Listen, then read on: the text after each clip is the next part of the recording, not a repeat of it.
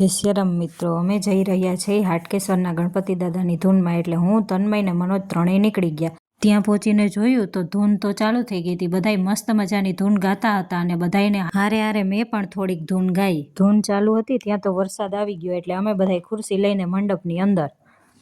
11 વાગે અમારી ધૂન પૂરી થાય ને પછી હતો કોનનો પ્રોગ્રામ.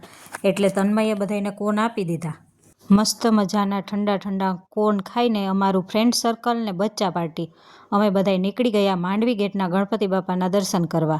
જો આ છે મારું ફ્રેન્ડ સર્કલ. બચ્ચા પાર્ટી તો ખૂબ જ મસ્તીમાં હતી ને અમે બધાય ચાલતા ચાલતા પહોંચી ગયા માંડવી ગેટના ગણપતિ બાપાએ.